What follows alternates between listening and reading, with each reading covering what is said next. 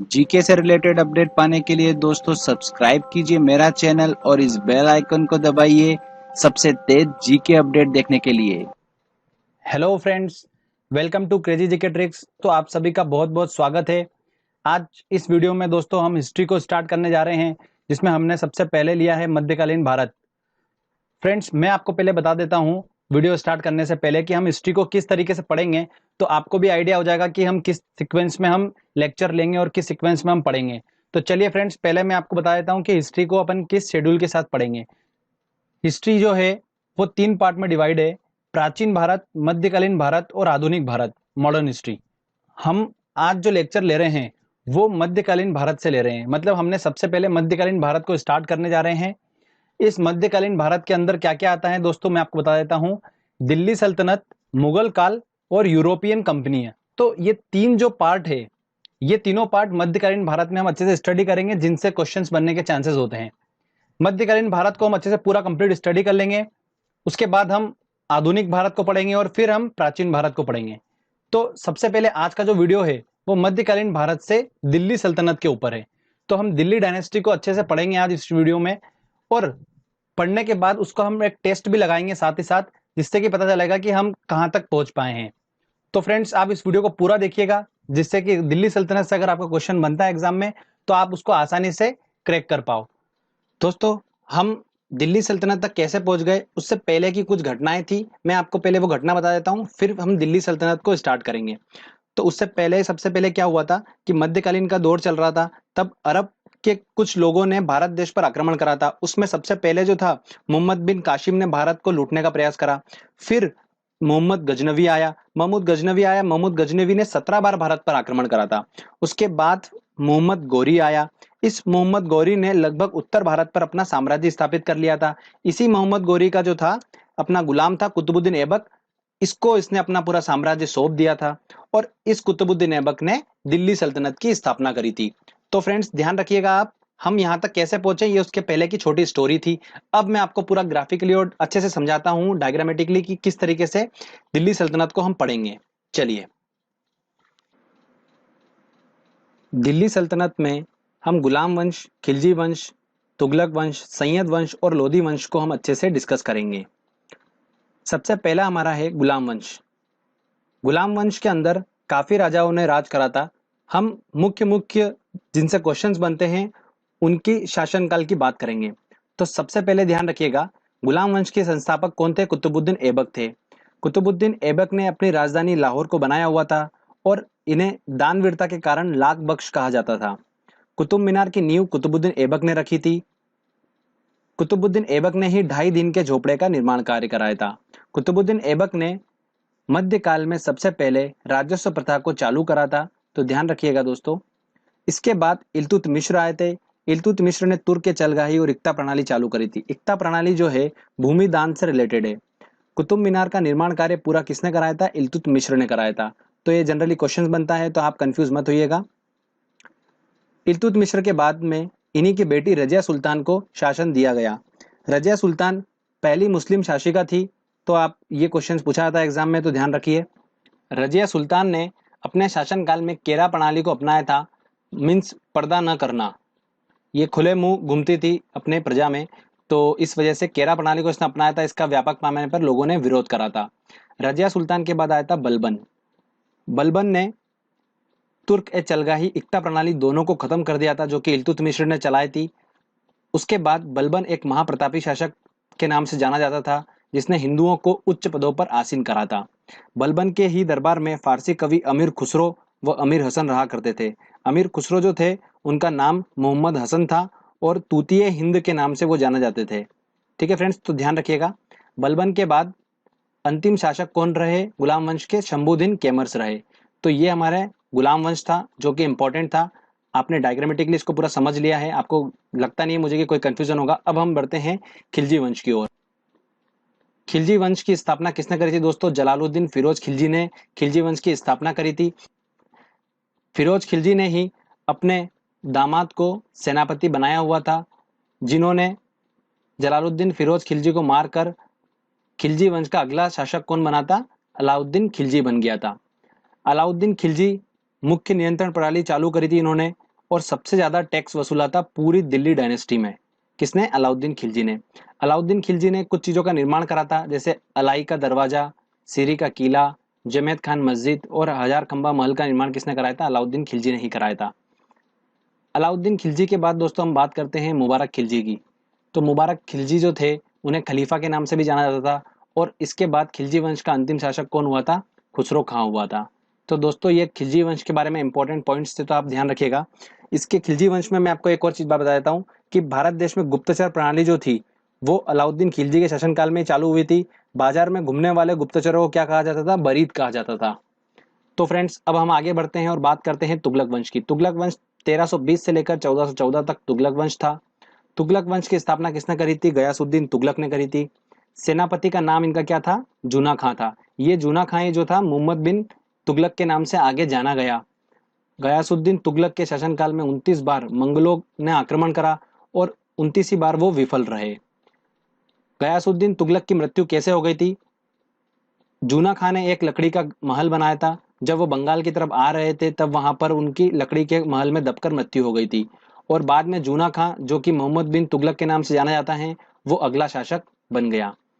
मोहम्मद बिन तुगलक जो था उसके शासनकाल में अफ्रीकी यात्री इब्न बतूता आया था। अफ्रीकी यात्री कहाँ से आया था? ये मोरक्को से आया था। इस इब्न बतूता ने रेला नाम की एक पुस्तक लिखी थी जिसके अंदर मोहम्मद बिन तुगलक के शासनकाल का वर्णन किया गया था। मोहम्मद बिन तुगलक ने अमीर एक कोही की स्थापना करी थी जो कि कृषि से रिलेटेड है। मोहम्मद बिन तुगलक ने चमड़े के सिक्के चलवाए थे, जिसे इसलिए हिस्ट्री में पागल राजा की उपाधि भी इसे दी गई थी। मोहम्मद बिन तुगलक के बाद फिरोज तुगलक आए। फिरोज तुगलक ने ओनली सिंचाई कर वसूला था। सारे कर को, टैक्सेस को बंद कर दिया था, ओनली सिंचाई कर वसूला था। दीवाने खेरात और दीवाने बगदाद की स्थापना किसने करी थी? फिरोज तुगलक ने करी थी। फिरोज तुगलक के बाद अंतिम शासक तुगलक वंश का कौन था? महमूद तुगलक था। इसके बाद हम सैयद वंश की बात करते हैं। सैयद वंश में कोई इतना इंपॉर्टेंट नहीं है, बस ध्यान रखिएगा इस वंश का संस्थापक कौन था? खिज्र खां था। और अंतिम संस्थापक कौन था इसका? अलाउद्दीन आलम शाह था। लोधी वंश की बात करते हैं तो सबसे पहले बहलोल लोधी ने लोधी वंश की स्थापना करी थी, और बहलोल सिक्के इन्होंने चलाए थे। कुछ सिक्के चलाए थे चांदी के जिन्हें बहलोल सिक्के कहा जाता था। उसके बाद आए थे सिकंदर लोधी। सिकंदर लोधी ने 1504 में आगरा शहर की स्थापना करी थी, जो कि ध्यान रखिएगा बहुत ज्यादा इंपॉर्टेंट है। फिर आए थे इब्राहिम लोधी। ये इब्राहिम लोधी लोधी वंश के अंतिम शासक हुए थे। बाबर ने इब्राहिम लोधी के शासनकाल में हमला करा था भारत में, और इन्हें 1526 में पानीपत के प्रथम युद्ध में इब्राहिम लोधी को हरा दिया था और मुगल साम्राज्य की स्थापना कर दी थी। तो फ्रेंड्स यहाँ पर हमारा दिल्ली सल्तनत पूरा खत्म होता है। अब जो नेक्स्ट लेक्चर होगा उसमें हम मुगल साम्राज्य से स्टार्ट करेंगे। एक दो पॉइंट और आपको मैं इंपॉर्टेंट बताता हूँ। मोहम्मद गोरी जब भारत देश में जीता था तो उसने कुछ इंपॉर्टेंट युद्ध लड़े थे। तो उसमें इंपॉर्टेंट था तराइन का प्रथम युद्ध। तराइन का प्रथम युद्ध जो था वो पृथ्वीराज चौहान के साथ लड़ा था उसने, और उसमें हार गया था। तराइन का द्वितीय युद्ध फिर लड़ा उसने मोहम्मद गोरी ने, और किसके साथ लड़ा था? पृथ्वीराज चौहान के साथ ही लड़ा था, और इस बार वो मोहम्मद गोरी जीत गया था। तो ये इंपॉर्टेंट ध्यान रखिएगा। मोहम्मद गोरी के बारे में एक और इंपॉर्टेंट बात बताता हूं मैं। मोहम्मद गोरी ने अपने शासनकाल में कुछ इस तरीके के सिक्के चलाए थे कि उनपे लक्ष्मी का फोटो अंकित था। तो ध्यान रखिएगा दोस्तों। अब हमने दिल्ली सल्तनत को अच्छे से पढ़ लिया। अब हम टेस्ट लगाते हैं और देखते हैं कि हमको कितना अच्छे से याद हुआ है और हम किस तरीके से क्वेश्चन को सोल्व कर पा रहे हैं। तो चलिए फ्रेंड्स टेस्ट की ओर चलते हैं। दोस्तों हमारा पहला क्वेश्चन है, रजिया सुल्तान किसकी बेटी थी? तो हमें पता है कि इल्तुतमिश के बाद रजिया सुल्तान बनी थी, और इल्तुतमिश की वो बेटी थी। तो ध्यान रखिएगा पहली मुस्लिम शासिका भी कौन थी? रजिया सुल्तान थी। तो इसका आंसर होगा ए। तराइन की पहली लड़ाई किसके बीच हुई थी? तो मैंने आपको बताया था मोहम्मद गौरी और पृथ्वीराज चौहान के बीच में हुई थी, और इसमें मोहम्मद गौरी हार गया था और पृथ्वीराज चौहान जीत गया था। तो मोहम्मद गौरी और पृथ्वीराज चौहान, आंसर डी। तो इसका आंसर होगा डी। निम्नलिखित में से किस की पोलो खेलते हुए मृत्यु हो गई थी? अच्छा एक बात ध्यान रखिएगा, जो कुतुबुद्दीन ऐबक था जिसने कुतुब मीनार की नींव रखी थी, वो पोलो का बहुत ज्यादा शौकीन खिलाड़ी था, और पोलो खेलते हुए ही उसकी मृत्यु हो गई थी। तो एक बात ध्यान रखिएगा, लेक्चर में मैंने इंक्लूड नहीं करा है वो पॉइंट, तो यहाँ पर आपको मैं बता रहा हूँ कुतुबुद्दीन ऐबक की पोलो खेलते हुए मृत्यु हो गई थी। तो इसका आंसर होगा ए। चलिए आगे इंपॉर्टेंट क्वेश्चंस लेते हैं हम। आगरा शहर की स्थापना किसके द्वारा की गई थी? तो आगरा की स्थापना मैंने आपको बताया था जब हम लोधी डायनेस्टी पढ़ रहे थे, तब बहलोल लोधी ने चांदी के सिक्के चलाए थे, और उसके बाद सिकंदर लोधी आया था और उसने आगरा की स्थापना करी थी 1504 में। तो लोधी, सिकंदर लोधी इसका आंसर होगा, आंसर डी। लोधी वंश का अंतिम शासक कौन था? फ्रेंड्स, आपको पता ही है कि इब्राहिम लोधी उसका अंतिम शासक था, जिसको बाबर ने पानीपत के प्रथम युद्ध में हराया था। तो आंसर होगा इसका बी। भारत के दिल्ली पर राज करने वाली पहली मुस्लिम महिला शासिका कौन थी? मुमताज, नूरजहां, रजिया सुल्तान। ऑब्वियस सी बात है दोस्तों, रजिया सुल्तान थी, मैं आपको बता चुका हूं। चलिए आगे इंपॉर्टेंट क्वेश्चंस लेते हैं। यात्री इब्न बतूता कहां से आया था? तो किसके शासनकाल में आया था फ्रेंड्स? ये मोहम्मद बिन तुगलक के शासनकाल में आया था। अफ्रीका से, मोरक्को से आया था, मैं आपको बता चुका हूं। आंसर होगा इसका ए। कुतुब मीनार का कार्य किसने पूरा करा था? देखो काफी कंफ्यूजन है, लोग इसको क्या करके आते हैं, कुतुबुद्दीन ऐबक करके आते हैं, बट नींव कुतुबुद्दीन ऐबक ने रखी थी, बट कंप्लीट काम उसका किसने कराया था? इल्तुतमिश ने कराया था। लाख बख्श किसके नाम से जाना जाता है? तो फ्रेंड्स, बाबर, अकबर बिल्कुल भी नहीं, कुतुबुद्दीन ऐबक को ही इसकी दानवीरता के कारण लाख बख्श कहा जाता था। चलिए आगे और इंपॉर्टेंट क्वेश्चंस। इनमें से किसने इक्ता प्रणाली चालू करी थी? फिरोज तुगलक, बलबन, कुतुबुद्दीन ऐबक और इल्तुतमिश ने। फ्रेंड्स, मैंने आपको बताया था इल्तुतमिश ने तुर्क ए चलगाही और इक्ता प्रणाली चालू करी थी। तो इक्ता प्रणाली किस चालू करी थी? इल्तुतमिश ने करी थी। भारतीय इतिहास में मूल्य नियंत्रण प्रणाली की शुरुआत की थी। ऑब्वियस सी बात है, हमें याद है अलाउद्दीन खिलजी ने सबसे ज्यादा टैक्स वसूला था, और मूल्य नियंत्रण प्रणाली किसने चालू करी थी? अलाउद्दीन खिलजी ने ही चालू करी थी। प्रसिद्ध कवि अमीर खुसरो दरबार में रहते थे। देखिए फ्रेंड्स, कितनी बार क्वेश्चन पूछा गया। तो अमीर खुसरो किसके दरबार में रहते थे? ध्यान रखिएगा, मैंने आपको बताया था बलबन के शासनकाल से वो मोहम्मद बिन तुगलक के शासनकाल तक रहे हैं। बलबन से लेकर इल्तुतमिश, तो बलबन बाद में आए थे उनके, कुतुबुद्दीन ऐबक के बाद में आए थे, तो अलाउद्दीन खिलजी इसका आंसर होगा ए। आंसर बिल्कुल सही है। चलिए आगे और इंपॉर्टेंट क्वेश्चंस लेते हैं हम। शासकों में कौन सा क्रम सही है?